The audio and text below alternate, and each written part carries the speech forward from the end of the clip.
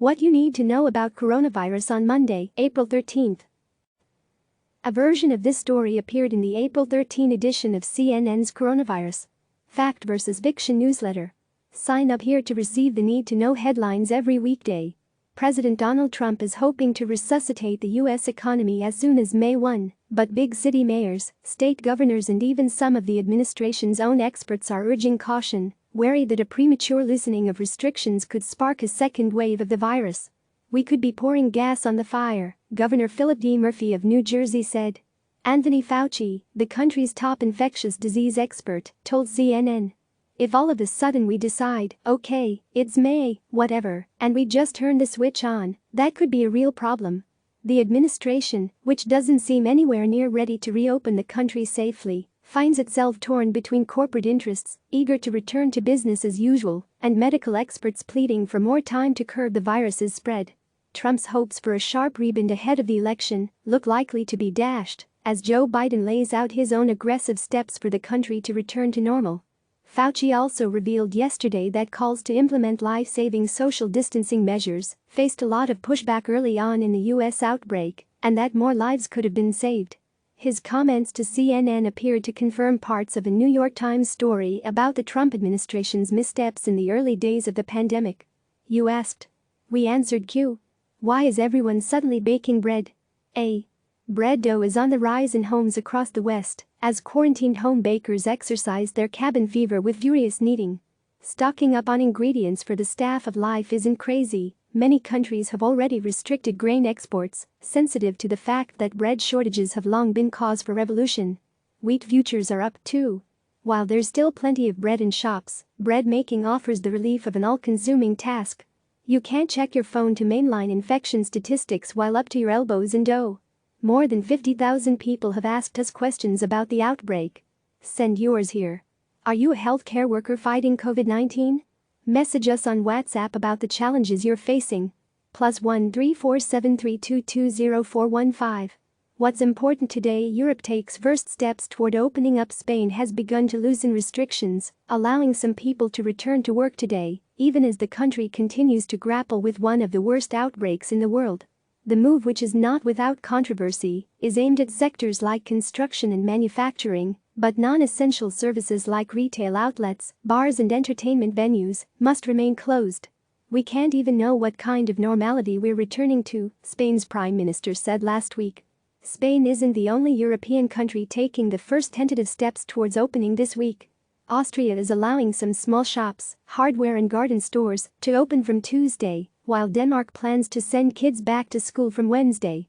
Some measures have already been relaxed in the Czech Republic, where essential travel out of the country will be allowed from Tuesday, and hardware stores and bicycle shops are set to open from this Thursday. Oil nations reach deal to cut production. Russia and Saudi Arabia have struck a deal with other major crude producers to slash oil production in a bid to steady a market that has been shaken by the pandemic after President Trump took the unconventional step of getting involved. Oil prices improved during Asian trading hours today after OPEC Plus reached the deal, while global stocks slumped.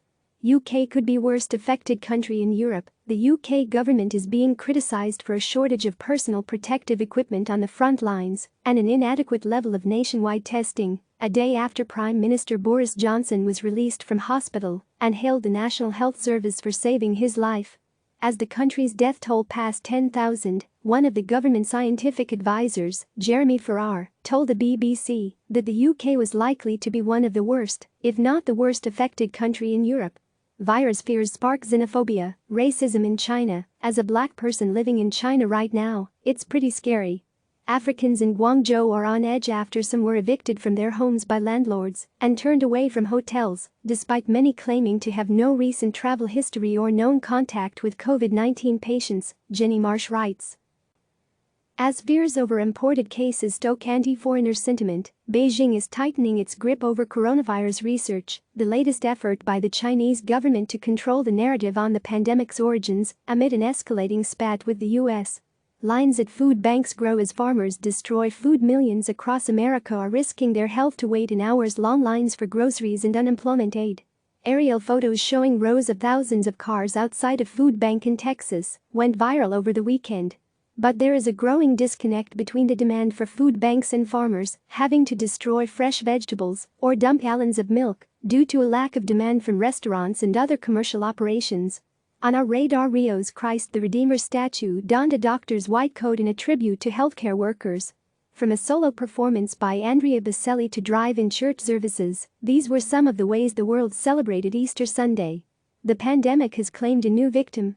Emojis, a non-profit that oversees emoji standards, has said it's delaying a new batch until September 2021 because of fallout from coronavirus. One man decided to climb the height of Mount Everest for charity from the comfort of his own home. Thailand's most popular resort island, normally packed with tourists, is now deserted as it goes into lockdown and cases surge. That's an expensive round of essential drinks. 7 people were fined $1,000 each for violating a stay-at-home order. Top tips from hiking the Appalachian Trail to picnicking at Australia's Hanging Rock. These are some of the best books to transport you far from home. One of the most excruciating parts of the pandemic for many people is the feeling of utter helplessness. Here are some ways you can make a difference on a local and global scale.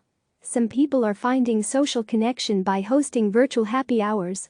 If you're looking to travel vicariously through the spirits in your bar cart, here are some adventurous mixology recipes to try. Today's podcast: don't rush into bonds or cash. For most investors, especially young ones, stocks are going to give you the best chance of solid returns over the long haul. CNN's chief business correspondent Christine Romans: the coronavirus is threatening businesses and workers everywhere. CNN's chief medical correspondent Rive Sanjay Gupta asked Romans to help answer our listeners' top financial questions. Listen now. Click subscribe to receive the latest news.